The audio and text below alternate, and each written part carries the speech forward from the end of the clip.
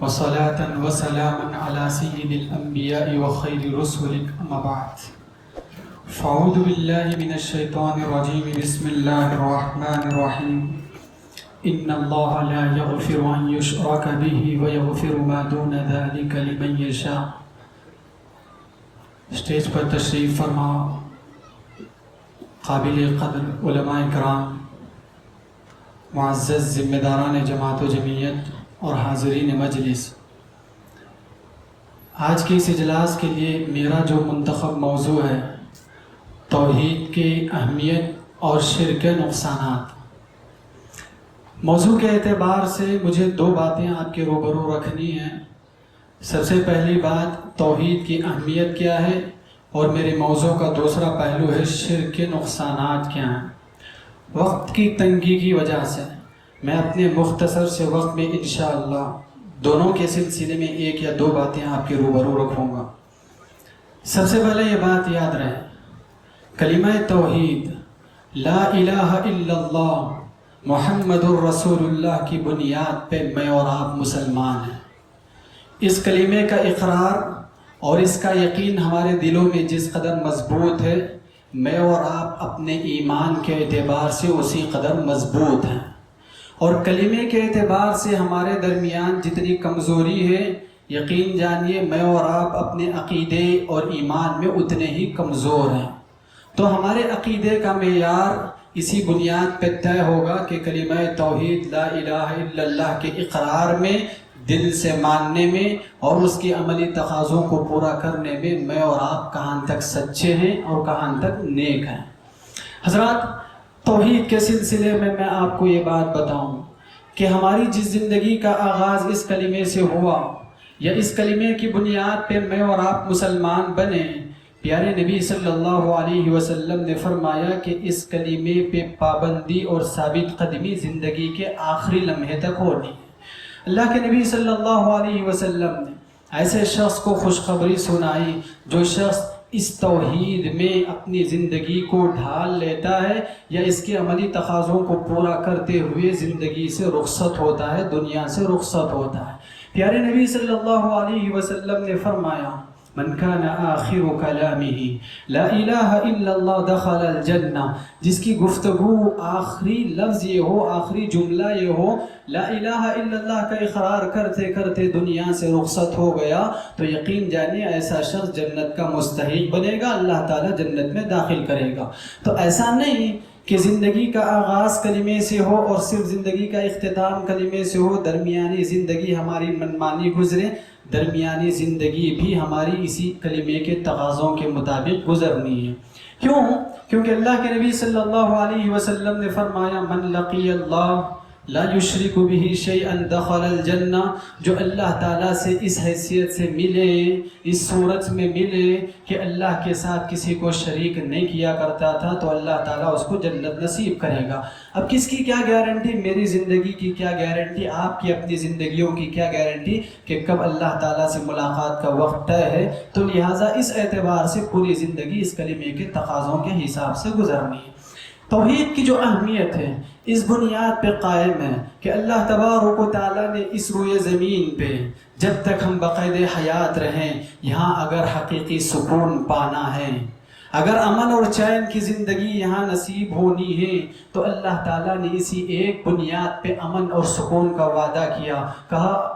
ای الفریقین احق بالامن ان کنتم تعلمون الذین آمنوا ولم يلبسوا ایمانهم بظلم اولئک لهم الامن وهم مہتدون. کہا جو لوگ اللہ کی ذات پہ ایمان لانے کے بعد، توحید کے اقرار کے بعد اس پہ جم جاتے ہیں، ان کے توحید میں ذرا برابر خلل نہیں آتا ہے، اللہ نے وعدہ دیا کہ دنیاوی زندگی میں حقیقی معنوں میں امن و سکون انہی کو نصیب ہوگا. تو دنیاوی اعتبار سے انسان جس چیز کا پیاسا ہوتا ہے، جس چیز کی سب سے زیادہ حسرت ہوتی ہے کہ سکون کی زندگی میسر ہو اور سکون کا سانس لیتے لیتے دنیا سے رخصت ہو جائے، اس کا وعدہ اسی توحید کی بنیاد پہ۔ مرنے کے بعد بھی اللہ تبارک و تعالیٰ نے کامیابی اور کامرانی کی ضمانت اسی بنیاد پہ رکھی۔ کہا کہ کل روز قیامت اللہ تبارک و تعالیٰ کے پاس ایسا بندہ لایا جائے گا جس کے نامہ اعمال میں گناہ بھرے پڑے ہوں گے، ایسا شخص کی جس کی نامہ اعمال میں کوئی نیکی نہیں،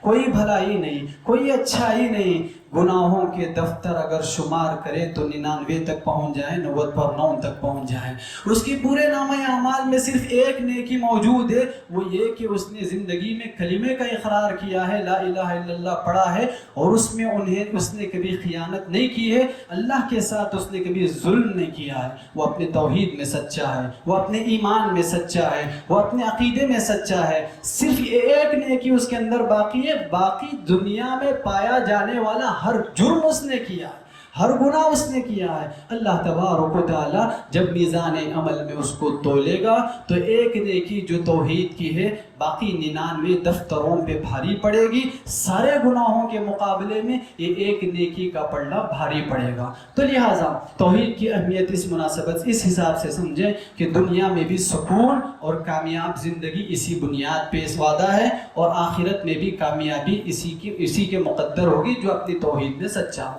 اب رہی بات شرک کے نقصانات کی، شرک کے نقصانات میں مختصر میں یہ بات بتاؤں، نقصانات سے پہلے پیارے نبی صلی اللہ علیہ وسلم نے معاذ بن جبل رضی اللہ عنہ کو نصیحت کرتے ہوئے ایک بات کہی۔ آپ نے فرمایا لا تشرک باللہ وَإِن قُتِّلْتَ أَوْ حُرِّقْتَ،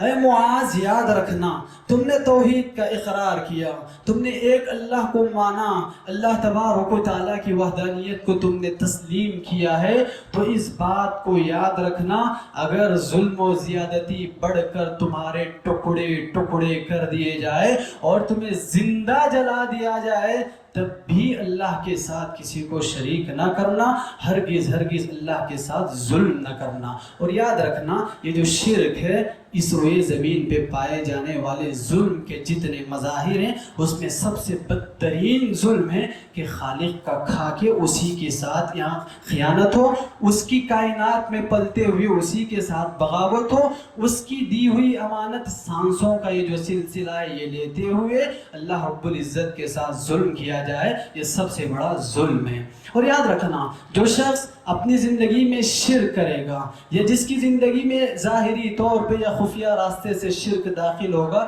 ایسا شخص زندگی کے سکون کو کھو دے گا، ایسا شخص اپنی زندگی میں کبھی سکون نہیں پائے گا۔ تو سب سے بڑا نقصان شرک کا یہی ہے کہ اللہ تبارک و تعالیٰ زندگی سے چین چھین لیتا ہے، سکون چھین لیتا ہے۔ جس کسی کی زندگی میں یہ شکایت ہے اس بات کی کہ میری زندگی میں سکون نہیں، میرے گھر میں سکون نہیں، میرے بیوی بچوں میں سکون نہیں، میرے کاروبار میں سکون نہیں، جس کسی کو سکون چھن جانے، بے چینی اور بدامنی کی شکایت ہو، وہ شخص اپنے ایمان کا جائزہ لے، اپنے توحید کا جائزہ لے، کہیں میرے توحید میں شرک کے چور دروازے تو داخل نہیں ہو رہے ہیں، شرک میری زندگی میں تو نہیں آ رہا جس کی وجہ سے میرا امن جاتا رہا ہے، ختم ہو رہا ہے۔ حضرات شرک کے مظاہر بتا کے میں اپنی بات ختم کرتا ہوں۔ آج دنیا میں شرک کے مظاہر عام ہیں جس کو میں اور آپ پرواہ نہیں کرتے ہیں۔ سب سے پہلی بات یہ غیر اللہ کی قسم کھانا، گلیوں میں کھیلتا ہوا ہر بچہ ماں کی قسم کھاتے ہوئے، باپ کی قسم کھاتے ہوئے کھیلتا ہے،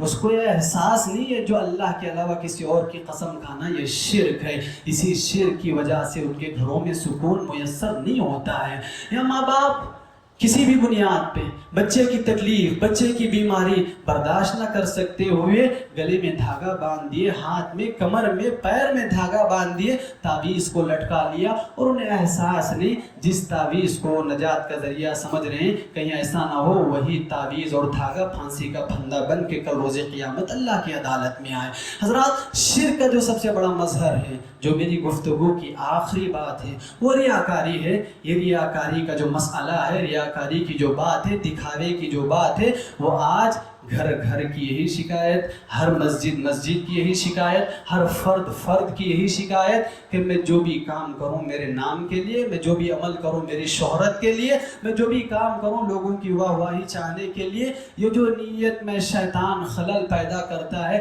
مجھے اور آپ کو اس بات کا احساس نہیں ہو رہا کہ شیطان کتنی بڑی غلطی میں مجھے اور آپ کو ڈھکیل رہا ہے۔ اور پیارے نبی نے اس کا خدشہ بتایا تھا، پیارے نبی نے صحابہ اکرام کے آگے کہ الا ان اخوف ما اخاف علیکم الشرک الاصغر، میری امت میں سب سے زیادہ ڈر ہے تو مجھے اسی شرک اصغر کا ہے، وہ یہ کہ میری امت میں ریاکاری بڑھ جائے گی۔ تو لہٰذا ریاکاری رکھتے ہوئے بھی زندگیوں میں سکون میسر نہیں ہوگا، نہ دنیاوی زندگی کامیاب ہوگی نہ آخرت کامیاب ہوگی۔ آخر میں پیارے نبی صلی اللہ علیہ وسلم نے ایک دعا سکھائی جس کے ذریعے سے میں اور آپ شرک کے ظاہری اور باطنی تمام راستوں سے بچ سکتے ہیں۔ پیارے نبی کے اذکار میں سے ایک ذکر ہے، اللہم انی اعوذ بک ان اشرک بک وانا اعلم واستغفرک لما لا اعلم، کہ اللہ سے مسلسل اپنی دعاؤں میں اس دعا کا معمول بنا لے، اللہم انی اعوذ بک ان اشرک بک وانا اعلم، اے میرے پروردگار کہیں ایسا نہ ہو کہ میں جان بوجھ کر تیرے ساتھ شرک کر بیٹھوں، ظلم کر بیٹھوں، اے اللہ مجھے اس حرکت سے بچا لے، میری حفاظت فرما، واستغفرک لما لا اعلم، اے اللہ انجانے میں چاہتا نہیں کہ تیرے ساتھ شرک کروں، اگر انجانے میں کبھی ایسا ہو جائے تو اللہ میں اس کی مغفرت چاہتا ہوں، معافی چاہتا ہوں، اس دعا کا معمول بنا لے، خدا را اس ظلم کو چھوڑے، اللہ کے ساتھ شرک کو چھوڑے، اللہ کے ساتھ بغاوت کو چھوڑے، تبھی دنیا اور آخرت کی زندگی میں اور آپ کامیاب ہو سکتے ہیں، دنیا میں بھی سکون کا سانس نصیب ہوگا اور آخرت میں بھی اللہ رب العزت کے آگے حساب و کتاب کے معاملے میں آسانی کے ساتھ جنت مقدر ہوگی۔ دعا ہے رب العزت سے اللہ تبارک و تعالیٰ